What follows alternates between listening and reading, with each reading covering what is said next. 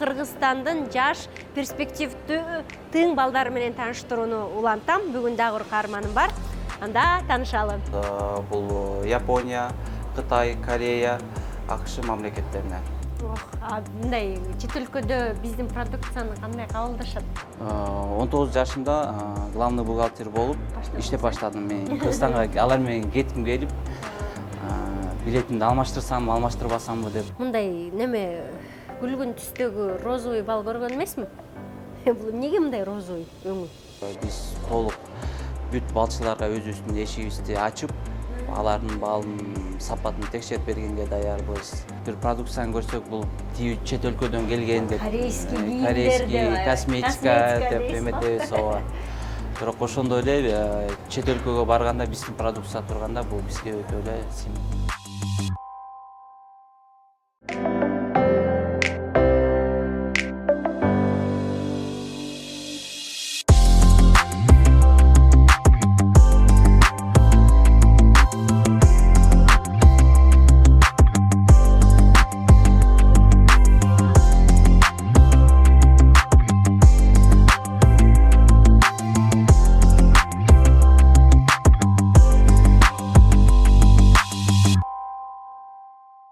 Саламатсыздарбы, урматтуу YouTube каналымдын көрүүчүлөрү?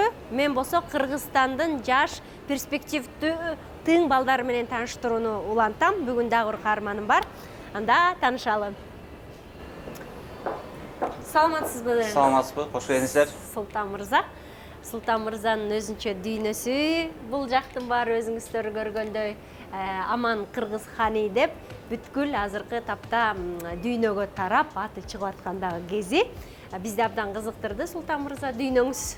Анан ушунча өзгөчө жасалгаланышы, ар бир ал тургай брендтин үстүнөн иштегендериңиздер көрүнүп турат.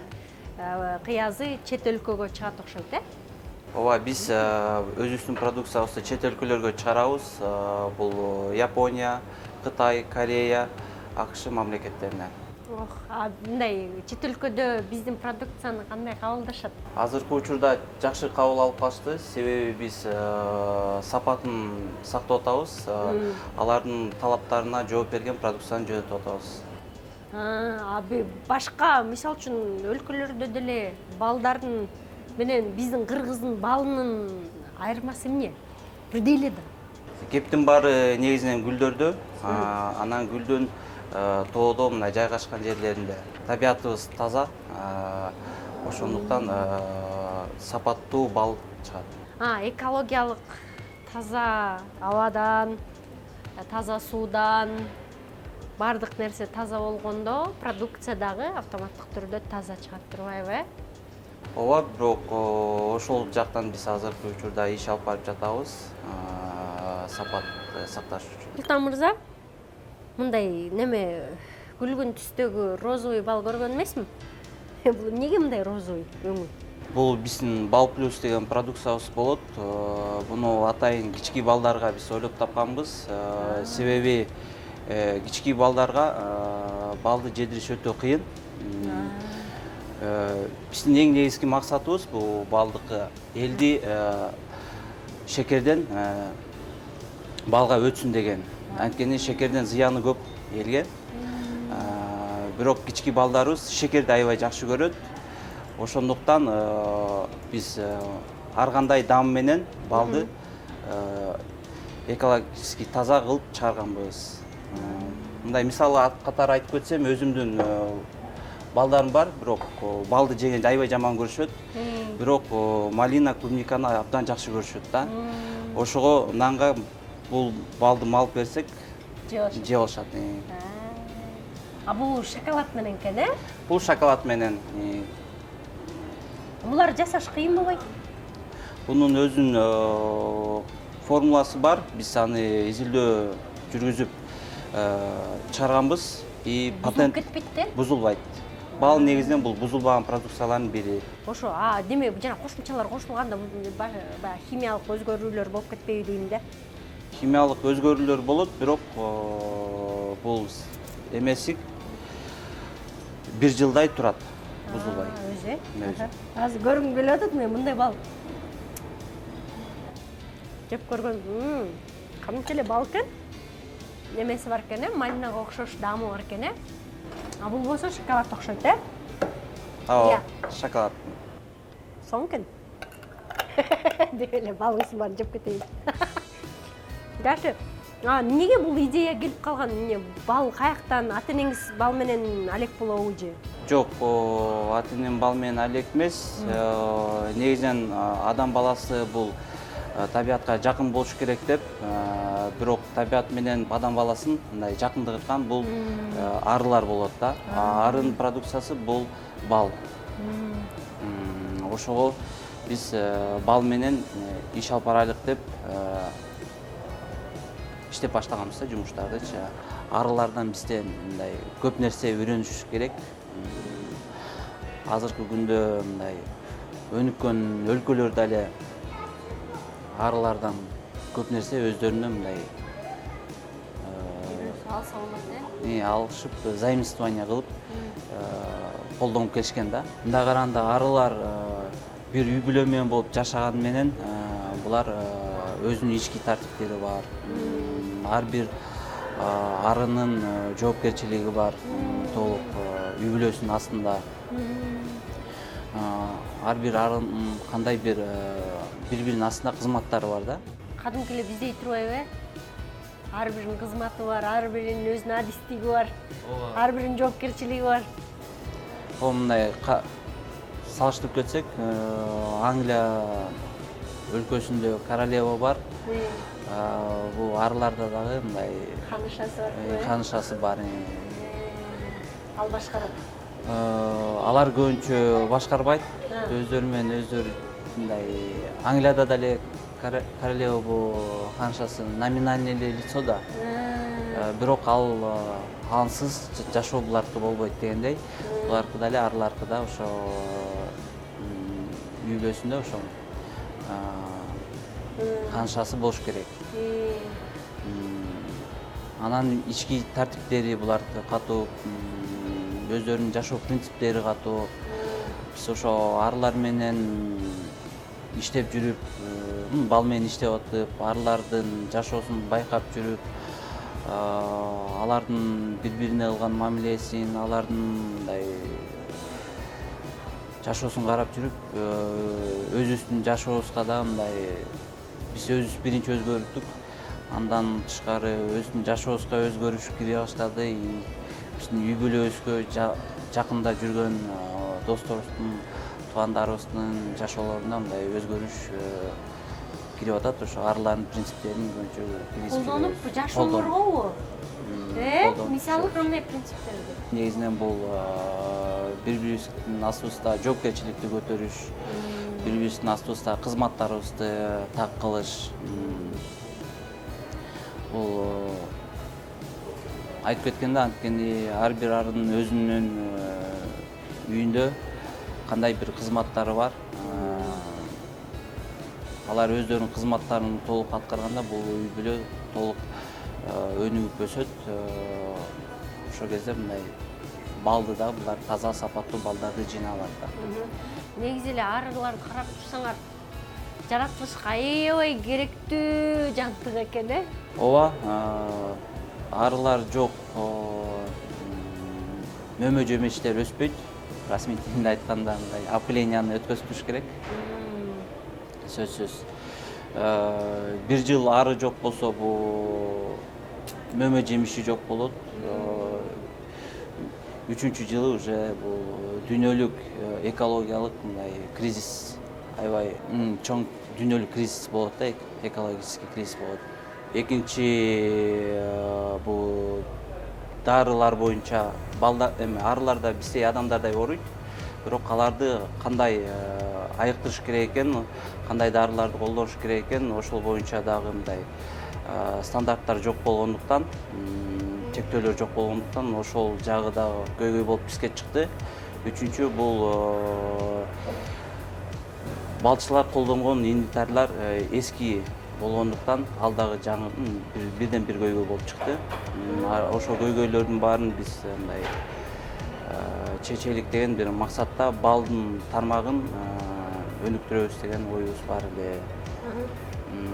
бал тармагын өндүрсөк, бул Кыргызстандын бирден бир тармагын өндүргөнгө өзүбүздүн салымыбызды киргизебиз деген ой максаттарыбыз бар. Өзүм билим боюнча айтып кетсем, эң биринчи бул мен Бишкекский финансово-экономический техникумду бүткөм. Салык боюнча. Ошол кезде эле 3-курста окуп жүргөндө мен стажер болуп, практикант болуп иштеп жүргөм. Техникумду бүтүп аткан кезде мен эң биринчи помощник бухгалтера болуп иштеп баштагам. Бирок ошол кезде окууну токтотпой, Академия управленияга при президенте тапшырып, ал жакта финанс кредит специальностьте окугам. 19 жашында главный бухгалтер болуп, компанияда производственный иштеп баштадым. 19 жашыңызда. 19 жашымда главный бухгалтер болуп иштеп баштагам. Эмне эсепке ушундай кызыгууңуз чоң болду? Кички кезимден бери ата-энем менен жүргөн кезде ата-энемди көп ээрчишим жанында жүрүп, анан жүргөндө ошо 5ке 5 канча кош, 10ду 2ге көбөйтсөң канча болот деп ушундай суроолорду ата-энем көп берчи. Ошого математикага кызыгып калгам кички кезимден бери. Ошо кички кезимден бери эсепке мындай тагыраак болуп калгам да. Анан 19 жашыңызда бухгалтер болуп иштеш кандай? Кыйын эле болдубу? 19 жашында ооба кыйын эле болду, себеби мен главный бухгалтермин деп тааныштырсам бирөөгө көбү ишенбейчи. Сен жаш болуп кандайча главный бухгалтер болуп калдың? Агаларыңдын компаниясында иштейсиңби же ата-энеңдин компаниясында иштейсиңби деп көп суроолорду берчи. Бирок жок, бул ата-энемдин компаниясы эмес, бул менин бир туугандарымдын компаниясы эмес. Бул жерге мен практикант болуп келип, мени жумушка алып калышып, андан кийин жардамчы болуп, азыркы учурда главный бухгалтер болуп калдым деп көп элге айтып берчим. Бирок ошол кезде деле алар айтышты да, кантип силердин жетекчиңер сага ишенди. Сен тура эмес эсепти алып бара болсаң компанияга бул кыйынчылык болот го деп. Бирок ошол кезде жетекчи компаниянын мага ишеним кылды, бирок ошонун жоопкерчилигин мен дагы өзүм мойнума алып, жумушту мындай алып бардым да. Бухгалтер болгондо мен дагы бир 2 жыл иштедим бухгалтер болуп. Окууну дагы ошондо высшее образованиямды алдым. Андан тышкары башка курстарга барып, билимимди окуп, ар кайсы тармак жактагы өзүмдүн билимимди көтөрүп жүргөн болуп жүрүпчү. Ошону байкап, ошо башкаруулар өзүнүн жардамчысы кылып мени жумушка чакырды да. Анда менин жардамчым болчу. Сен мага бир кеңештериңди берип турсаң, бир чечим ойду кабыл алып атканда ошону эсептеп финанс жагынан карап берсең, бул туура чечим болобу, туура эмес чечим болобу деп өз жанына алган. Ошондон кийин менде управленческий мындай расмий тилинде айтканда башкаруу практикам башталды да. 2-3 жыл өткөндөн кийин мага кайта сунуш түштү компаниядан. Азыркы учурда 21-кылым бул кадрлардын кылымы. Мени компаниянын ичинде алып калыш үчүн учредительный составка кирди. Сенин билимиң эле, тажрыйбаң эле керек. Биздин компанияда толук калып кал деп, ошо мен сунуш келгенден мен макулдугумду берип, компанияга учредитель болуп кирдим. Азыркы күндө деле көп адамдар мага суроо берет. Сен өзүң 32 жашта болсоң, сен кандайча ишкер болуп калгансың деген бул менде мындай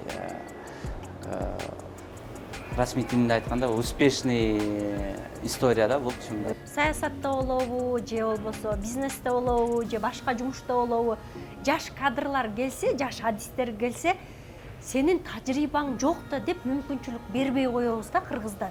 Ошол чоң ката. Сиз кандай деп ойлойсуз? Катабы бул? Мүмкүнчүлүк бериш керекпи жаштарга? Эң биринчи негизинен ишеним болуш керек. Мүмкүнчүлүк ар бир инсанга бериш керек. биздин жумуштун үстүндө жаңы кадрлар келгенде биз аларга эң биринчиден өзүнүн компаниянын культурасын түшүндүрөбүз, биздин компаниянын кандай ой максаттары бар түшүндүрөбүз. Анан аларга өзүнүн жумуш ордун берип, кайсы жумуштарды алып барыш керек экенин ага түшүндүрүп жумушка киргизебиз. Кийинчерээк биз өзүбүз ошо кадрларды байкоо катары сыртынан карап турабыз. Ал өзүнүн жумушун эле аткарабы же кошумча кээде бирөөгө жардам берип жумушун аткарабы. Анан ошол эле кадрдын кээ биркилер окуйм дегендер бар. Мен өнүгүп өсүшүм керек деген ойлору бар. Алар окуй istесе, биз аларга да мүмкүнчүлүктү жаратабыз окууга. Жумуштан кое берип, мүмкүн кээде окууларын да төлөп бергенбиз. Бизде бал боюнча деле айтып кетсек, өзүбүздүн кадрларды Россияга жөнөтүп окутканбыз, Финляндияга барып келип окуп келишкен.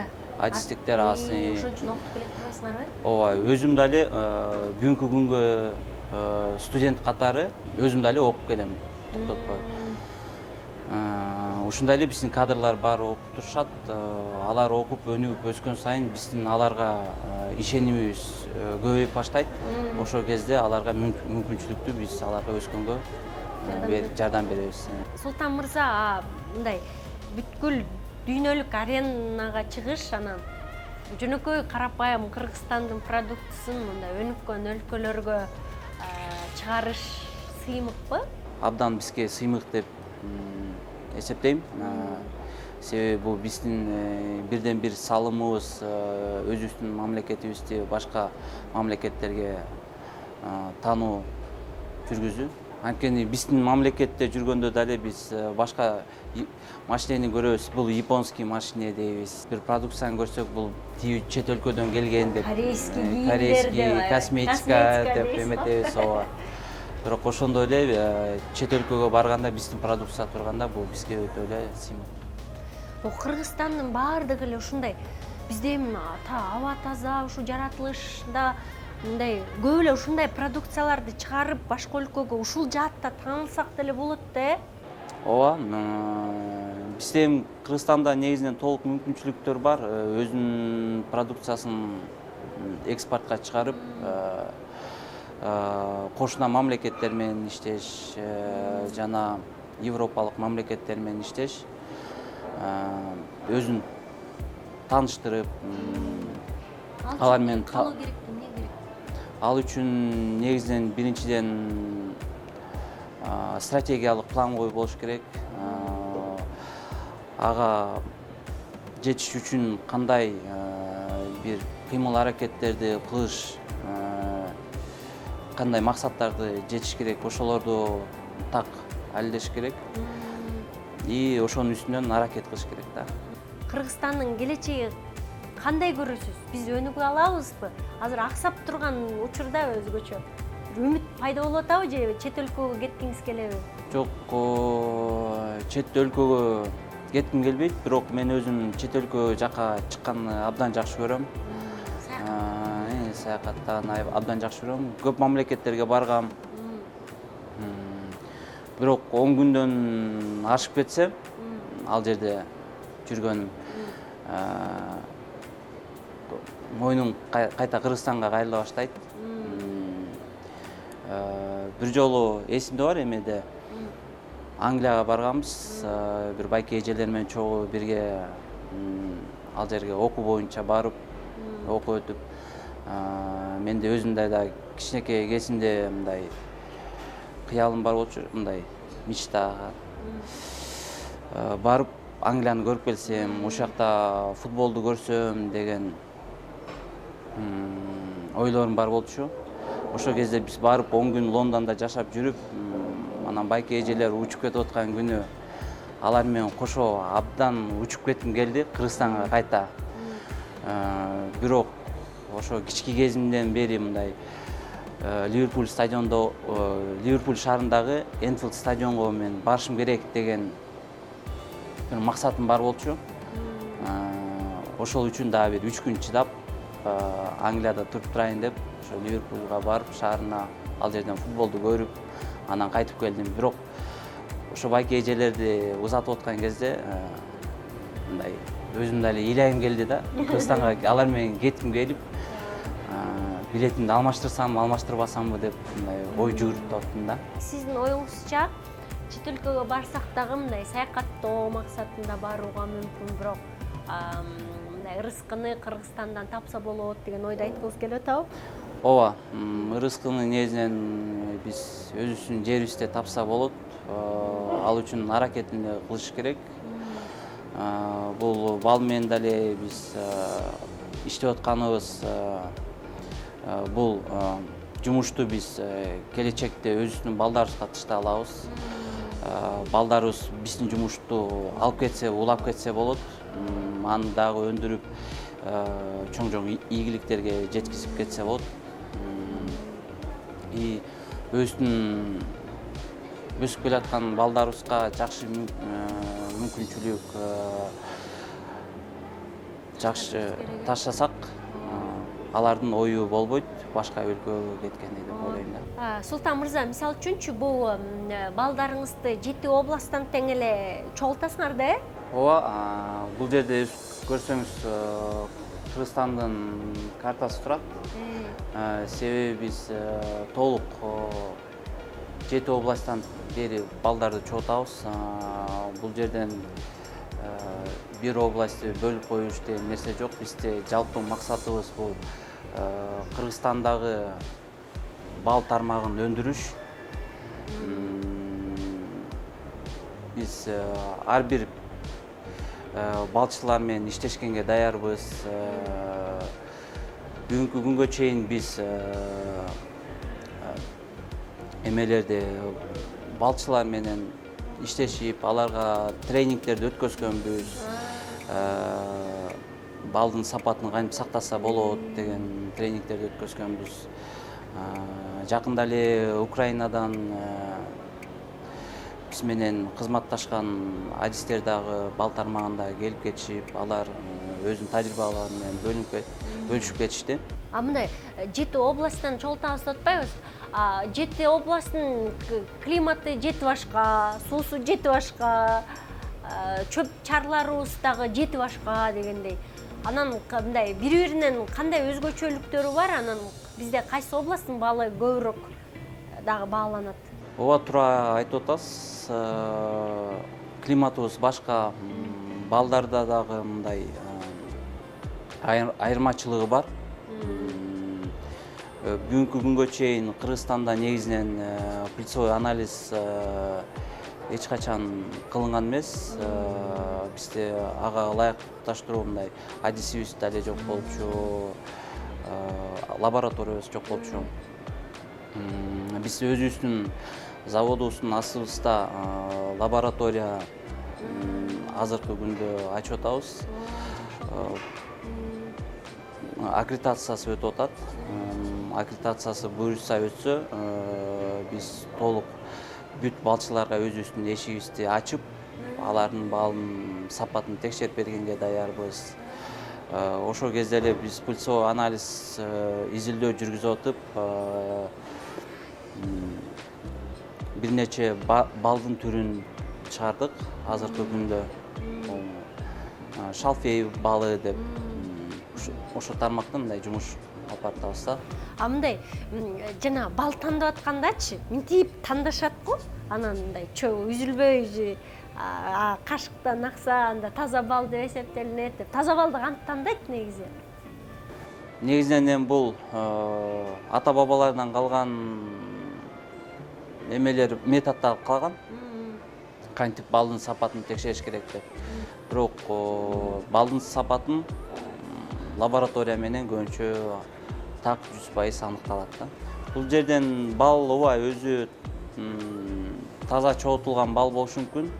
Бирок биздин балчылар арылары ооруп калган кезде кандай антибиотик дарыларды колдонгон, ал нерсени биз дамдап биле албайбыз. Бизде мыйзам менен бул кандай антибиотиктерди колдонуш керек, чектөө киргизилген эмес. Ар бир балчылар өздөрү каалаган антибиотиктерди берсе болот балдар арыларына. Ар кандай антибиотиктерди бизге Кыргызстанга алып кирип атышат. Ар кайсы өлкөдөн. Анан ары ооруп атканда канча ошо дарындан кандай бериш керек, ошол нерсе да бизде мындай стандартка кирген эмес. Жана айттыңыз го, арыларды коргоо боюнча эч кандай иш-чара өткөрбөйбү бизде көбөйтүү боюнча, балким эгер жаратылышка ушунча керек жандык болсо. Бул боюнча бизде жумуш өтүп жатат. Тукумун тандап, ошолорду өнүктүрүп Пародистий дагы арылар болобу? Ооба, балды көп чогулткан арылар болот. Ошо арылардын дагы өзүнүн премиялары болот. Ошосун бесиндай. Аларда уруу болуп бөлүнөбү? Уруу болуп бөлүнбөйт кыргыздардай. Просто андай десем, адамдар нация менен бөлүнгөндөй эле, булар да эле ушундай эмеси. Анан мындай суроо, Султан мырза. Биз деген сиз чоң кичинекей иш жасап элесиз да, чоң бүтүн дүйнөгө таанымал иш жасап атасыз да. Анан эмнеге ушундай сизди өзүңүздүн жүзүңүздү тааныткандан уялып атасыз, коркуп атасыз? Бул ата-энем берген тарбия, эң биринчиден. Ата-энем кичке кезимден бери мага айтып келчи, элге кылган жакшылыгыңды мындай айтпай жүр. Бирөөгө жакшылык кылсаң өз жүрөгүңөн кыл. Бирок кылып аны мактасаң кылган жакшылыктын баркы жок болуп калат. Андай жакшылыктын кылгандан көрө кылбай эле койгон жакшы. Анткени сенин жакшылыгыңды ошо башкача кабыл алып калышы мүмкүн деп. Ошол себептен бул өзүмдүн жашоо принцибимде бул аябай туруктуу камап жүрөм. Кандай бир жардам бирөөгө жардам берсем дагы бирөөгө айтпайм да. Бул кишиге жардам бердим, мындай кылдым деп. Ошол эле принципим азыркы учурда сиз менен маектешип атканда, бал жөнүндө айтып келип атканда, биз эле буну кылып атабыз, биз буну кылып атабыз, биз биякта өнүктүрүп атабыз, биз өзүбүздүн салымыбызды кылып атабыз деп айтыш үчүн мындай өтө эле кыйын болуп атат. Өзүмдүн ичимдеги кичинекей Султан мындай кармап турат меничи, үзөңүмдү тартып кой депчи мындай айтып атканда мындай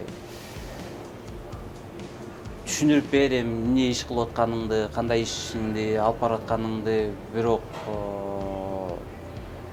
бул мактануу дегенге өтүп кетпешсин деген нерсени ошо өзүмдү мындай тартынып кармап турам да.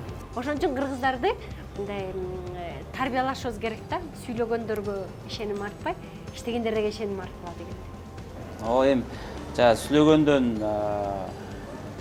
биз ишкерлерге көңүп калганбыз. Мындай жумуштун үстүндө переговорго келгенде биз ошол кезде сүйлөйбүз. Өзүбүздүн продукциябызды кантип туура сунуштаганы биз билебиз. Ошондо сүйлөйсүңөр да? Ошол кезде сүйлөйбүз. Анда токтотуш кыйын да? Ал кезде өзүбүздүн мындай рисктерибизди көрөбүз. Ар бир партнер менен ачык сүйлөшүп, кандай кызматташабыз, ошолорду биз такташып алышыбыз керек. Анткени бул